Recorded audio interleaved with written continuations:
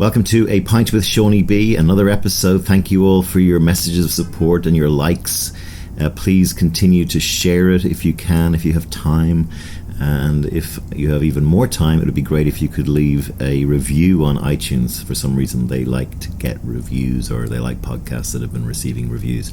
Anyway, we're going well. The numbers are rising, and that's all thanks to you, so thank you very much for that. Today's episode comes from Paris, a great guest, Glen Condie, a guy I've known for many years. He has been enormously successful in the advertising business, but he's also a deep thinker and a guy who's got a lot of wisdom and advice to share. He's very frank in this interview about his life, and I think it's one of the great ones. So without further ado, I give you Glen Condie from Paris. I'd start, Glen, by asking you, what do you do now? Well, I suppose I'd call myself a filmmaker. Right. I've just completed my third television series. Mm-hmm. I'm currently working on my first film for sort of theatrical cinema release. So maybe you've got to do the film before you call yourself a filmmaker. No, but I don't think so. I don't think so. So we first met probably in Sydney in about, I would say, 97 or 8 at an agency called BAM when you were just leaving. One of the questions I like to ask people is, what were the formative years of your life, and how did you get into advertising? What was sort of, poignant things that happened to you that got you into the game in the first place? Strangely, I'd never spent a minute thinking about advertising as a young adult. And I was at rugby training. I played many years for a club in Sydney called Warringah. And at the time, I wouldn't say lost, but I was sort of working out what I was trying to do. And I was then a stonemason's labourer and a brick labourer. I never knew that. So I used to carry rocks for a living, the thought being that it'd keep you nice and strong for rugby on Saturday. And a mate of mine, knowing that I'd done pretty well at school and I was kind of not doing much with my life at that point, mentioned that he knew an advertising company who were looking for people. The next day I rang at 11 o'clock to see if I could send them my CV, which was quite barren, as you would expect. They agreed to an interview. I had to be there at 1, which was 2 hours later. I was on the northern beaches of Sydney, and they were in Surrey Hills in the city. What agency was it? It was then called AIS Media. Right. So it was a media company, which I was completely ill-suited to. Was there, right? Yeah. But I had 2 hours, so I had to drive out of my workplace, where I was carrying rocks. Have a shower, drive to Warringah Mall, buy the first suit I ever owned. Really? I think the white shirt still had the box on it, so I couldn't take my jacket off. I got to the interview at 1 o'clock. It was 2 hours. Mm-hmm. And when I got home at 4, my mum, I was living with my parents, had a message for me that I'd got the job. And this was a Friday, and I started on Monday. So Thursday night at, say, 8 p.m, I'd never put one thought into advertising in my life, and I started at 9 a.m. the next Monday. And what were they hiring you as, like a copywriter? I think I was just below the guy that collected the waste tins and emptied them into the garbage. I was like the junior person. Right. From memory, I used to get reams and reams of paper from the stations, from the networks in Australia. Yeah. And then reams and reams of paper from our own company. And my job was to cross-match the spots that were booked on television with the ones that the station had in their logs. I was so ill-suited to it. And the people there were so wonderful that I basically think they just kept me on for what turned out to be 3 years, just to make dick jokes. I'm pretty sure that if I had been senior enough to get a card at the time, which I wasn't, I was a long way from that, it would have said Glen Condie, dick joke maker. Head of dick jokes. And then where did you go? Where did you go from there? Like, so how did you know you wanted to do the creative side? Because media companies are not, I was very good at creative writing at school. Right. And I did art for years at school, and I really enjoyed that. So I thought that maybe I had somewhat of a predisposition towards the creative side. And I grew up with a wonderful mother and father who were quite artistic. But what became very evident was the analytical side was not for me. Your bag. So I suppose it was as much as having an idea of what I thought I might be good at, and then discovering all the things I certainly could not be good at, that drove me in that direction. I then moved over to a bigger agency called Lintas, I think it was called. Low Lintas, yeah. I think it's called Low now, right? Yeah. Where I did a couple of years, and that was terrific. And I think I worked at McCann Erickson somewhere in the middle. And then I quit, and from memory, I did a year travelling around Europe surfing. Lived in Spain for a while. Went back, worked at the agency where we crossed over at BAM. And then in 99, I think it was, I started my first agency. You've always been a guy who, every time I meet you, you're doing something. You don't give a shit about the bullshit of the business. You're creative, but you're a guy who's been able to make money. You've driven businesses and built them up and sold them. What made you think, I'm going to open my own business? I think that there's probably 3 key ingredients that you need to start your own business and sort of make a fist of it. You need to be naive enough to not know what's coming next, because if you kind of knew what you had to go through, I suspect that you might balk. You probably have to have a really big helping of self-belief. That's probably something I had a little bit too much of back then, because you need to hear yes when everybody says no. It borders on delusion in many instances. But where was the drive to go, you know what, I'm pulling out of the business, I'm going to go for myself? My drive for many, many years, which I think was one of my greatest faults, but also enabled me to do okay, was that I measured my own self-worth based on what other people thought. And I came from a very modest sort of upbringing. You know, Mum brought up 3 boys on supporting mother's benefit, and we grew up in a really nice area, but we didn't have very much, and we were sort of, myself and my brothers were exposed, and one of my close friends were exposed to people that had a lot and a lot of opportunities and didn't have to worry so much about their life. We didn't have a safety net kind of thing. And so for me, a lot of it was just trying to prove myself to the world that I was at least as good as other people or even better. You know, I remember a lot of words would come into my head like, you know, watch this, watch what I'm going to do, because I can do it better. And one of the reasons I left to start my own company was there was myself and a guy called David Ellsworth, who you know, who went on to run Coke in Japan. Not the drug, the fizzy drink. Everyone keeps getting that mixed up. I don't know if you can say running Coke in Japan. I snorted a can of Coke once. Got the ice cubes caught in my throat. And we were junior, and we were bouncing out of our skin with enthusiasm and exuberance to do well. And we'd go into these meetings with these kind of older guys who were maybe a little bit more cynical and a little bit jaded, and you know, they'd continually say, we really appreciate your opinion, but we're going to do it this way. And I think that Dave and I got to a point where we went, you're just wrong. Like, we think you're wrong. And it dawned on us that the only way to get what we wanted, particularly when we were only in our mid-20s or you know, late 20s, was to go and do our own thing. Because certainly in Sydney at that time in the 90s, you had to be of a certain age to kind of get into that middle upper management, regardless of how much talent you had. It took starting our own place, and then once we did that, I think that, look, you know, whilst we did well, if you didn't make money in the late 90s and 2000s, you know, I think Blind Freddy could have done that. I'm not so sure. It was, but it was a time of, you know, extraordinary growth, you know, right up to say 2008.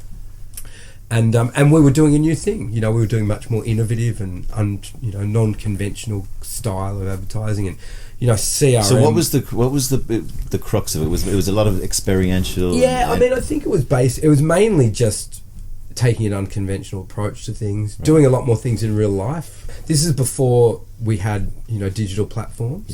People were pretty jaded or just didn't notice a lot of television advertising, and you know, we kind of found more unique and interesting ways to kind of grab people's attention. And some of those campaigns, luckily enough, went global, and a lot of people saw them. And once you strike a name for yourself, you know, people really pay attention, and you get big clients. And we were lucky enough to win some really big ones. But that all changed, I think, when I lost my mother. I think it was probably the first time What year was that? That was 2003. Right. 2003. It didn't happen overnight. You know, she was pretty young, and she was, you know, one of the great heroes in my life, who gave me so much. And she was a really educated woman. You know, she quit school at 14 to help. And you've been successful while she was alive, right? You set your business I think up. I was just kind of getting okay. And one of the people I really wanted to prove myself to was her, of course. But Mum had left school at 14, worked her whole life, brought up 3 kids by home, went back to high school when she was, when I was probably 12, in her late 30s, and then proceeded to spend 12 years at university studying communism, socialism, linguistics, and law. Yeah. And a lot of art stuff as well. A lot of art stuff as well. You said to me the other day she'd love to have been in Paris. And she loved, she never got to Europe. But I've lived in Europe for quite a while now, and I bet she could tell you lots more about Europe than I could. You're carrying her mantle a bit, right? I hope so. So I think that, that was a big reality check. Another friend of mine, my best friend, who's been my best friend my whole life, Tony, he came to me one day in the mid-2000s and he said the sentence to me that if we met today, we wouldn't be friends. Wow. And that was really sobering. And why did he say that? I think I just got carried away with myself. I would have always said you had a humility about you. And it's lovely to hear that. But I think maybe the people closest to me kind of probably could see things a little bit different. Yeah. Or maybe expect a little bit more of me. Do you think making so much money, because you made money quickly, right? You built those businesses really quickly. Yeah. I mean, so I'll certainly never be an incredibly rich person, but yeah, they built quickly, and suddenly for the first time in your life, you're able to buy nice things and eat at nice places. Yeah. And I probably, never having had a great deal, probably threw it around a little bit more and showed off with it. Were you building the businesses to sell them? Was that your kind of goal? In my experience, the people I've watched set out to try and definitively just make money don't do so well, but people that set out to do really good work. Yeah. And that sounds like a horrible cliche, and it probably is. But in our instance, and I had two wonderful, wonderful business partners, Todd and Cameron. We genuinely set out to do good work. And when you do that, the money tends to come. And so when Mum died and when my friend Tony said that to me, I kind of took a reality check and I started trying to figure myself out a bit more and become something different. Once I stopped proving myself to the world to get a better value for my own self-worth, my drive diminished enormously. The thing that actually probably helped me be a little bit successful. But the flip side is I became much more comfortable with myself as a person. But you also channeled it probably in a different way, right? Probably channeled it in a very different way. How soon after you set up did you sell? Because Martin Sorrell bought your business, right? Yeah, it was actually through the local arm of WPP, which is STW in Australia. I left the business in 2008, but remained a shareholder. And I think we sold about 2011, 2012. So that'd be about 12 or 13 years after. You set it up. We set it up, right. Yeah, we set it up. So, we did our time. Yeah. People say, what's the secret of success? Go to work 80 hours a week or 100 hours a week for a decade and then catch your breath, look back, and you've probably done okay. We were never much bigger than, 30, 40 people, whatever it was. But we had some great people, very, very young staff who I think that we encouraged them to speak up, and as stupid as inexperience can sometimes sound, the flip side of that is they think of things that you wouldn't ever think of, and that's such a wonderful thing for a business to have, particularly if you've got a couple of older heads and some checks and balances in place to make sure people don't fall off cliffs. So then when we sold, you have this incredible financial freedom that, again, I'd never had or experienced before. Had I have not experienced things like the death of my mum and my friend, really telling me to pull my head in, I may have gone and bought expensive things and become a complete show-off. But for me, it made me focus in on what did I really want to do. I had some great friends in the TV business, making comedy. As part of originally a job for one of our clients, we made a web series which went on to be on TV and get us nominated for a what was that called? For an Emmy Award. That was called The Great Crusade. Emmy? What was it called? Yeah, The Great Crusade. Okay. Yeah, so we won a gold lion at Cannes that year. Wow. We got nominated for an Emmy Award, and that was pretty amazing. I got to work with. That's straight off the bat. That was my first one. Yeah. That said, I had a guy standing next to me, a guy called Gregor Jordan, who's a wonderful Australian. And were you producing, writing? What was your? Look, I was certainly helping a lot in the creative process, but EPing, created, getting it done. It was originally my idea. Worked on it with Gregor, so I really had my hand held through the process by a pretty great guy who'd been in Hollywood making huge films. And it just so happened that it was about rugby, and he's a rugby nut as well. So, we met at a barbecue. Right. We'd spoke for 2 hours before either of us knew what we did. Yeah. Just about surfing and rugby and no doubt girls. And so I was really lucky, and that moved me into my second TV series, and then there was another, and then you start being exposed to some really great people, and you're coming up with ideas together. And now, as I said earlier, we've just had our first cinema movie greenlit, which hopefully will be in cinemas in 2017. So that's one part of it. And the second part of it is I moved away from Australia. I had lived overseas before for short stints. I live in Paris. I moved to Paris where I didn't know a soul. Why did you leave? I was... Oh, this is going to sound terrible. And let me temper this by saying I'm a very proud Australian that loves Australia, but I was sick of the place. Just like I know you're a very proud Irishman. Well, same as Dublin. Dublin got a bit mucky for a while. And I found it quite small-minded. Yeah. There's a lot of people, I'm very different. And again, this is probably where we both have something in common, is that I don't have children. I'm 43 years old. Yeah. I don't have the same objectives in life. Yeah. As a lot of my friends, and people kind of don't get that. They kind of say to you things like, "Oh, but wait till you have kids, your life will never be the same." It's like, well, I really like how it is, and I don't want it to change. I'm exactly the same. We were talking about this the other night. You were empathizing with me when I said, like, if I died tomorrow, like, people would go, "Oh, we kind of enjoyed him. He was fun," but like, no skin off anyone's nose. Be a speed hump. They wouldn't have driven off a cliff. Exactly. Pass the peanuts. What movie are we going to tonight, dear? Exactly. But I'm the same. I made a decision. I've talked about this when I was about 17, not to do drugs, not to get married, not to have kids, and I kind of stuck to them. I don't know how I managed to do that, but the not having kids thing is. I don't believe it's for everyone, and I think we're forced into it a little bit, and the brave amongst us manage to survive having them. And I know people who've had kids and they're great, and it has changed their life, but they're expensive little blighters, and the freedom it's given me to be a pirate and fly around the world and visit countries. And I mean, you surf nearly every place as a wave, right? Yeah. I mean, look, I think I'm different in terms of I never made any decisions. I like to play what's in front of me, and I'm not a big planner, and I think that's the way my life worked out. And certainly maybe I've guided in certain directions because I do have that love of freedom, and maybe I get to do all the things that maybe my parents didn't. Yeah. Subconsciously, maybe that's something that drives my decision making. I don't know. I'm certainly not that analytical in terms of trying to delve into that kind of stuff too much. But what I would say is that I've been to 24 countries in the last 12 months. As I said, I moved to Paris. I knew one person. Yeah, and Tal, and his birthday is yesterday. His 50th birthday was party tonight. Yeah. Absolutely right. And I didn't speak a word of French. Yeah. Like when I lived in Spain, I didn't know any Spanish. That's given me some incredibly rich experiences. I think that a life like that, you have the highest of highs and the lowest of lows. It's like did you get lonely?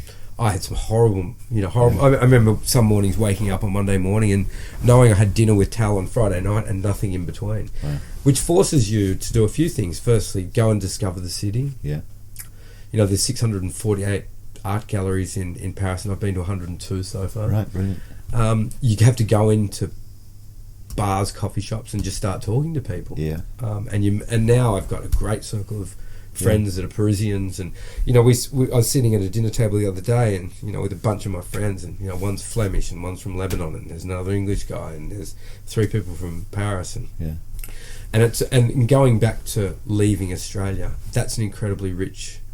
You're not just talking about someone's 5-year-old birthday party, as much as I adore that family and that 5-year-old, and you're not just talking about the things you've maybe talked to these people about ad nauseum. Well, during Howard's, this was, the Howard reign, and it got very wealthy. People, it got very wealthy.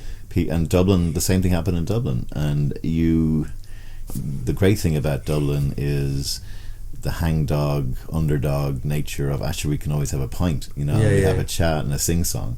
And I think you were even saying Sydney, is all about housing and look at my new car and look at my beautiful I wasn't life. capable of having another conversation about real estate prices in Sydney. And I'm certainly not bashing people or countries up, but it's abhorrent the way that we're treating refugees. Yeah. And I didn't think I could live in a place like that.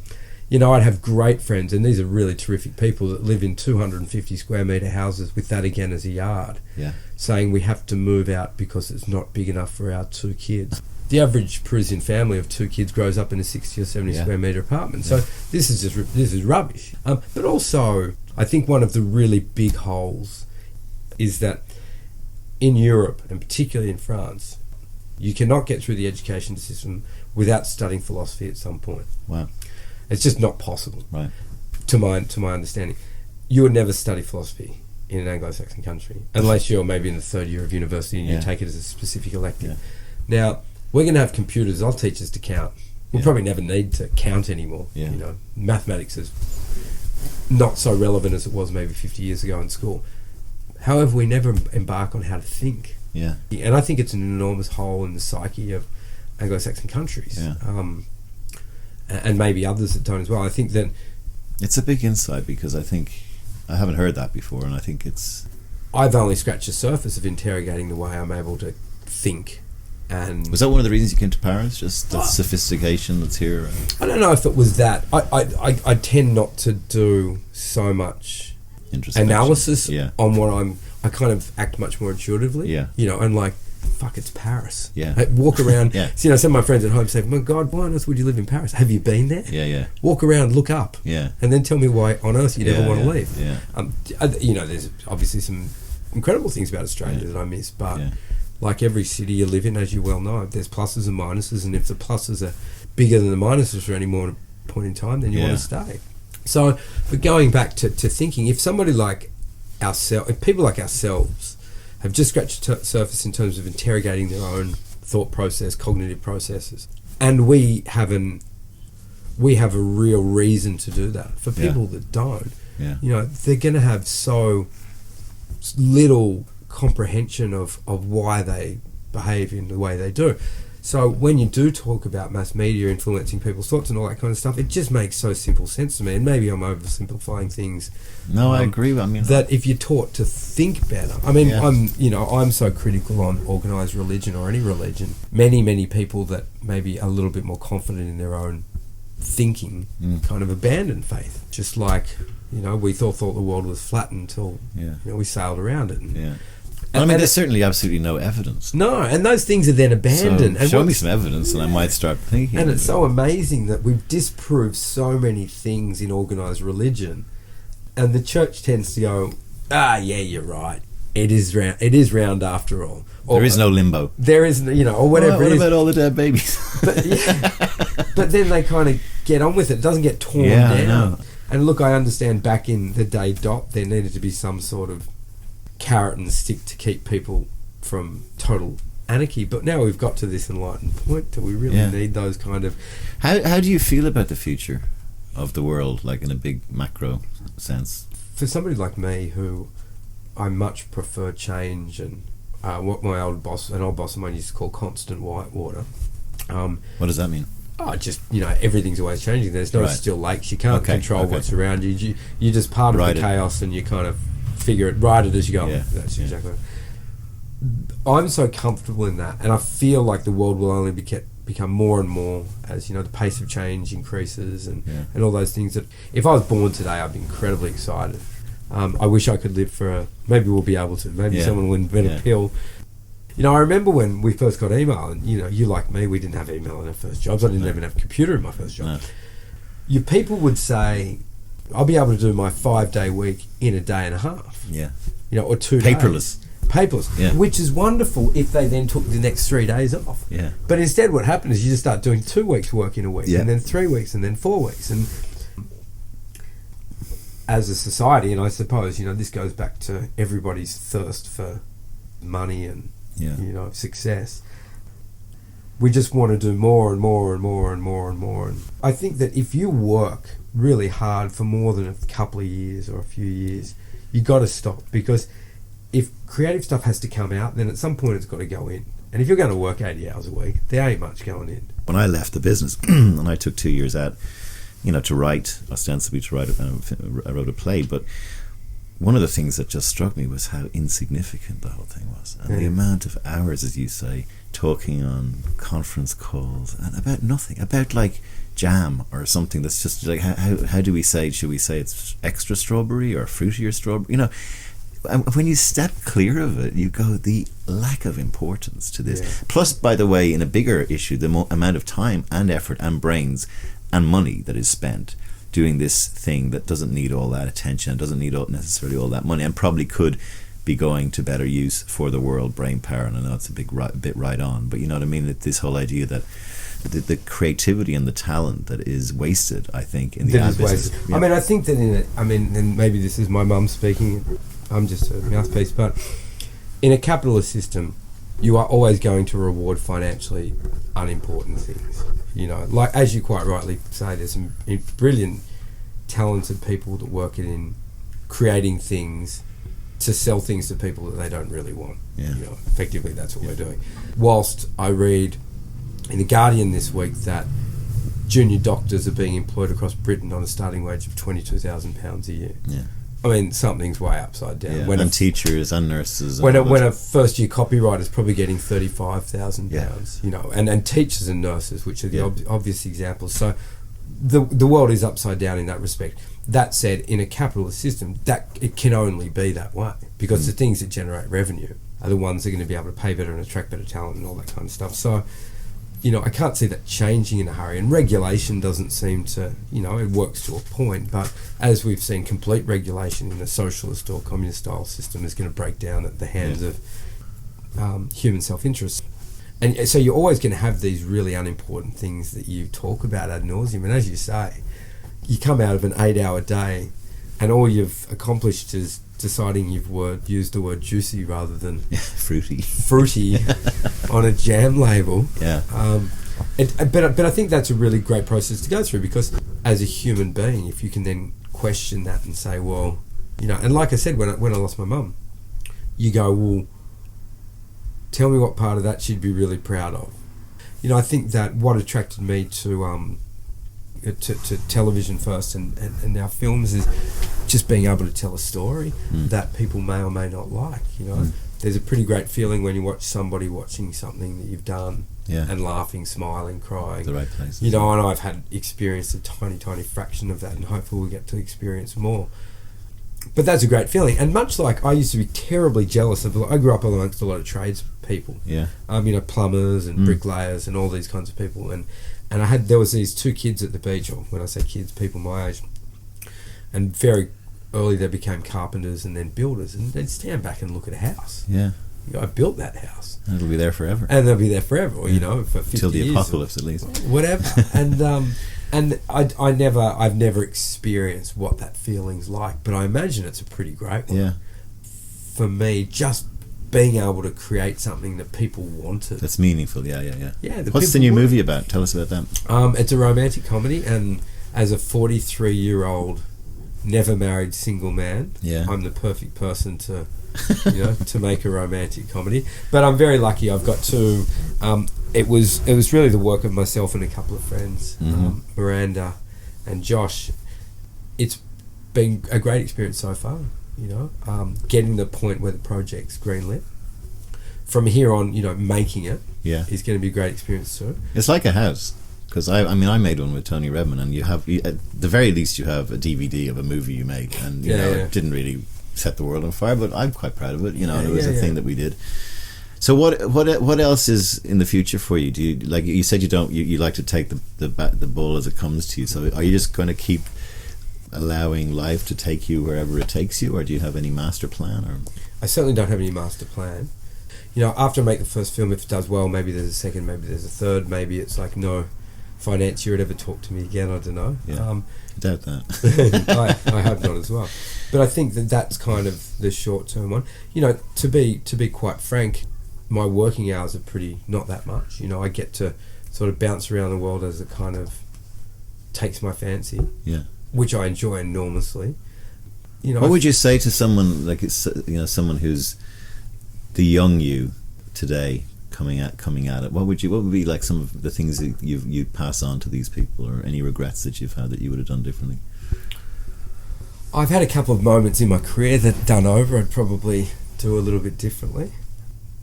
I've said some pretty awful things that I'd probably like to take back. I don't think I've ever slighted. In fact, I know I've never slighted, done the wrong thing by ripped off people. I've certainly had many situations where myself and someone else had looked at it differently, had different opinions, and that's fine. Yeah. But I've certainly, there's nobody I need to apologise to, which is great. The question was, though, what would I say to a young man? The only thing I'd probably say to myself is just relax a bit more. Right.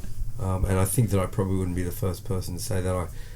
That said, had I relaxed a bit more, then maybe or not, I wouldn't have got to some of the places I had. Well, what does your friend say to you now? Does he feel that you've course corrected? Yeah, absolutely. Look, what a great friend to have. He is a great friend. And Tony, his name's Tony Sycamore, from the age of probably 15, he wanted, 2.3 kids and a white picket fence. Yeah. And that was it. Yeah. This guy's a talented guy, he was a foreign exchange, stock market sort of guy. And he's done very well. He's got a beautiful wife who I love dearly, 2 kids, got children and things.